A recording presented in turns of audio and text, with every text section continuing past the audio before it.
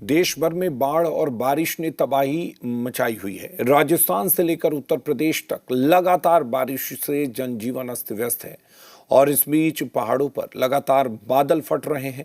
हिमाचल प्रदेश के चंबा में फिर से बादल फटा है।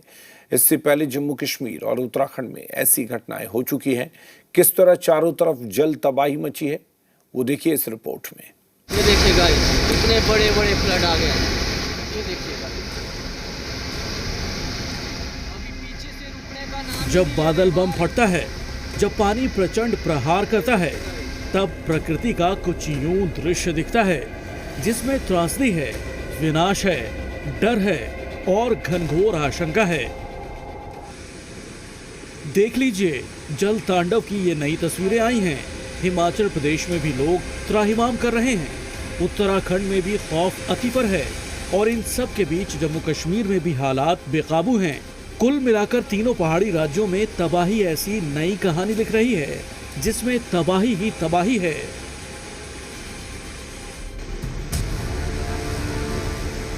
आसमानी आफत की सबसे नई तस्वीर आई है हिमाचल प्रदेश के चंबा से, जहां डलहौजी तलाई मार्ग पर तलाई नामक स्थान पर बादल फटने से नाला उफान पर आ गया।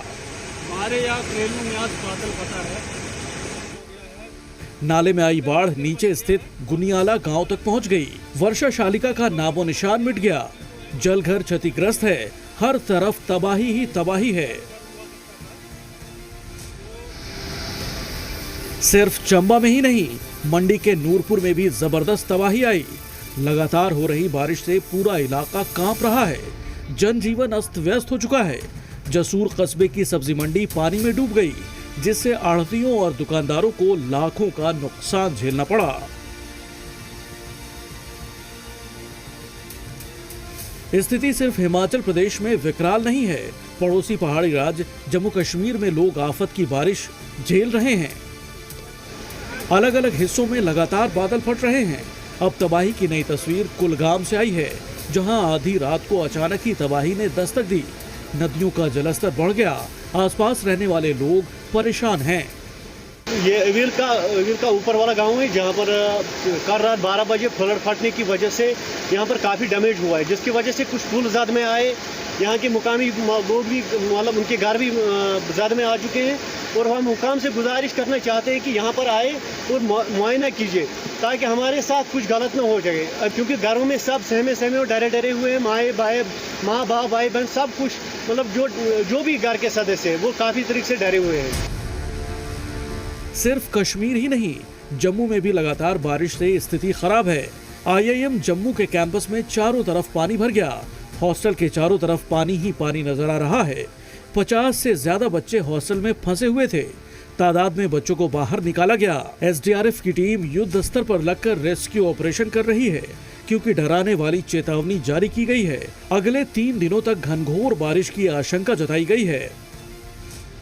यहाँ पर 50 से ज़्यादा बच्चे हैं, पूरी तरह से हॉस्टल की बिल्डिंग में यहाँ पर फंस चुके हैं। पहला जो ग्राउंड फ्लोर है वो पूरी तरह से इस समय पानी में यहाँ पर डूब चुका है, जिसके कारण ये बच्चे फंसे हुए हैं। और ऊपर आप देख सकते हैं एक बच्ची जो है वो यहाँ पर खड़ी हुई है और उम्मीद ये है कि जल्द से जल्द ये यहाँ पर निकाला जा सके इन सभी बच्चों को। SDRF के जो कई सारे जवान हैं वो बीच में यहाँ पर आप देख सकते हैं लगातार बोट के साथ साथ उसके अलावा भी लाइफ जैकेट पहने हुए ये जवान रेस्क्यू ऑपरेशन को यहाँ पर अपनी जान को खतरे में डालकर तेजी से यहाँ पर चला रहे हैं।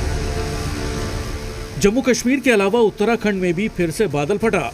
इस बार चमोली के थराली में तबाही आई। हादसा रात के 1 से 2 बजे के बीच हुआ। लोगों के घरों में 2-2 फीट तक मलबा जमा हो गया है। अब भी थराली में जनजीवन असामान्य है। राहत और बचाव का काम लगातार जारी है। साल 2025 के पहले 8 महीनों में बादल फटने की 7 बड़ी घटनाएं हो चुकी हैं।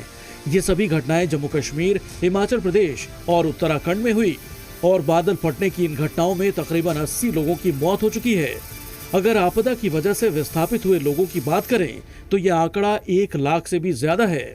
जानकारों की माने तो बादल फटने की घटनाओं के पीछे एक बड़ी वजह क्लाइमेट चेंज यानी मौसम में बदलाव है। लेकिन साथ ही साथ विशेषज्ञ ये भी मानते हैं कि भारत में मॉनसून के बदलते पैटर्न की वजह से भी बादल फटने की घटनाओं में बढ़ोतरी हुई है। हालांकि सिर्फ बादल फटने से ही त्रासदी नहीं आई। मैदानी इलाकों में भी पानी से कमोबेश वैसी ही परेशानी बढ़ी हुई है। नई तस्वीर आई है यूपी के चंदौली से, जहां बहेलिया बंधी का तटबंध टूटने से आसपास के गांव में बाढ़ का खतरा चरम पर पहुंच गया है। सैकड़ों एकड़ खेतों में सिर्फ पानी ही पानी नजर आ रहा है। हालात को काबू करने के लिए प्रशासन युद्ध स्तर पर लगा हुआ है, क्योंकि बगल में ही रक्षा मंत्री राजनाथ सिंह का गांव है। यूपी में भी बारिश से डैम, नदियां और नाले उफान पर हैं। अब तक 8 बांधों के गेट खोले जा चुके हैं। इन सब के बीच राजस्थान में लगातार बारिश होने से कोटा, बूंदी, सवाई माधोपुर और टोंक में बाढ़ जैसी स्थिति है।